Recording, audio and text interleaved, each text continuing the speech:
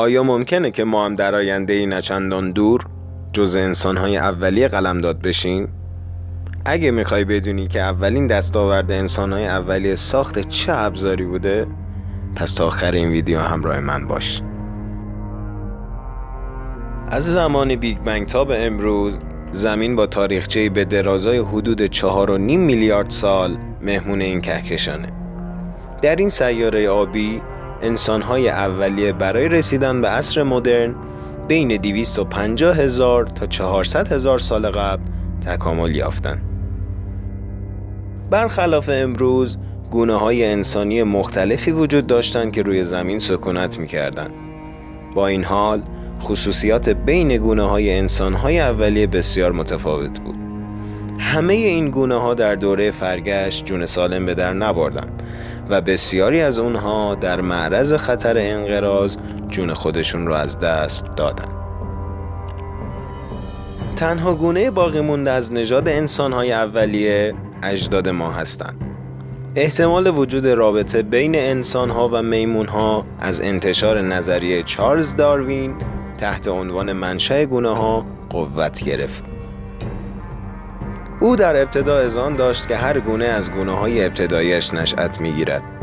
پس با توجه به این نظریه، تکامل تمامی انسان‌های روی زمین از نسل هومینین یا هومینوئیدها ریشه می‌گیرد که تقریباً 20 میلیون سال پیش در زمین زندگی می‌کردند. باهوش‌ترین گونه انسان‌های اولیه چه شکلی بودند؟ هومینوئید یا انسانواران نام علمی انتخاب شده برای گونه کپی‌هاست. کپی‌ها همان میمون‌های انسان نمایی بودند که بیشترین شباهت را به انسان امروزی داشتند. این جاندار شباهت‌های بسیار زیادی از نظر گروه‌های خونی و بیماری‌ها با انسان داشت. بر اساس سیستم رده‌بندی کنونی، این جانداران به دو خانواده هیلوباتید و هومینید تقسیم می‌شوند. هیلوباتیدها میمون‌های انسان نمای کوچکی هستند که شامل گونه گیبون‌ها می‌شوند و همچنین در خانواده مقابل هومینیدها میمون‌های انسان نمای بزرگی هستند که شامل شامپانزه‌ها، گوریل‌ها، اورانگوتان‌ها و انسان‌ها می‌شوند. بیشتر انسانواران بجز گونه‌های انسان و گوریل‌ها توانایی بالا رفتن از درخت را به خوبی دارند که در میان ماهرترین این جانداران گیبون‌ها رتبه اول را به خود اختصاص دادند. انسانواران بسیار باهوش بوده و توانایی حل مسئله را به خوبی داشتند. طبق مطالعه و بررسی دانشمندان، شامپانزا و اورانگوتان‌ها قابلیت ساخت و استفاده از ابزارهای ساده را داشته و حتی اورانگوتان‌ها توانایی استفاده از زبان اشاره، حل پازل‌ها و تشخیص نمادها را دارا بودند.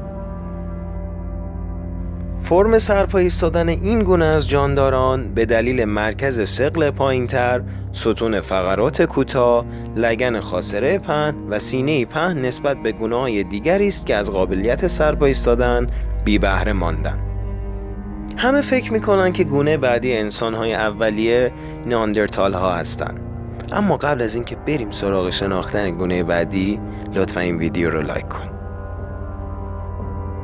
برخلاف تصور عامه مردم، هومو هابیلیس ها نخستین عضو شناخته شده انسان‌های اولیه از جنس هوموها بودند که بیش از 2.4 میلیون سال پیش تکامل یافتند.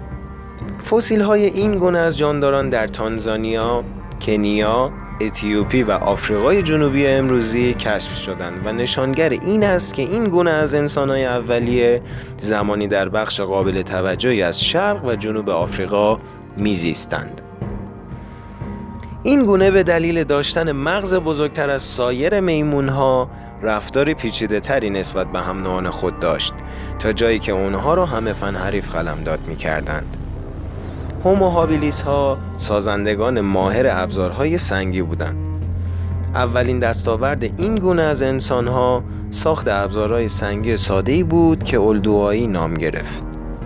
اولدوآیی شامل سنگ‌هایی با لبه‌های تیز بود که برای برش دادن و خرد کردن مورد استفاده قرار می‌گرفت.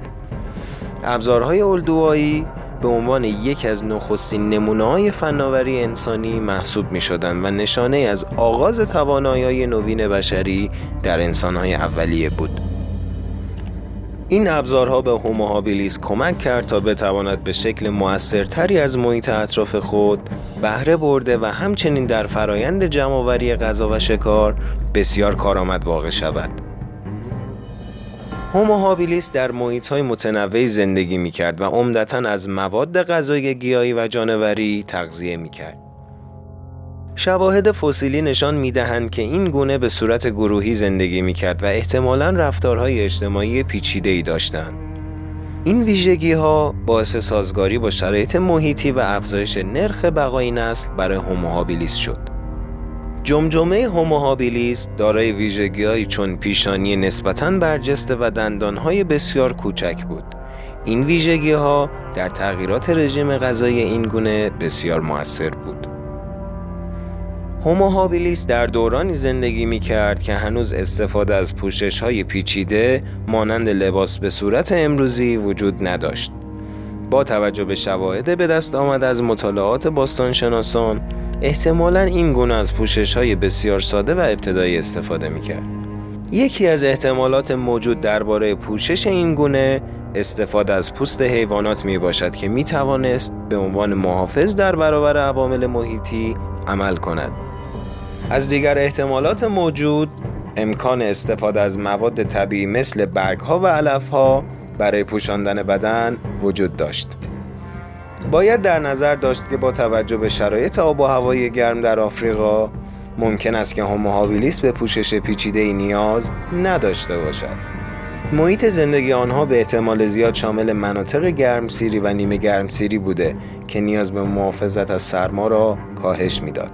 اگرچه هومو هابیلیس به اندازه گونه‌های بعدی انسان نماها پیچیدگی نداشت، اما نقش مهمی در تکامل انسان و توسعه فرهنگ و فناوری ایفا کرد.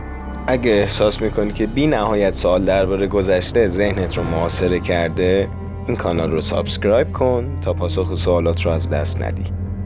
به نظر شما گونه بعدی انسان‌های اولیه چه ابزارهایی ساختن؟ حتما نظراتتون رو واسم کامنت کنین. با من همراه شو تا سرگذشت اجدادمون رو تماشا کنیم.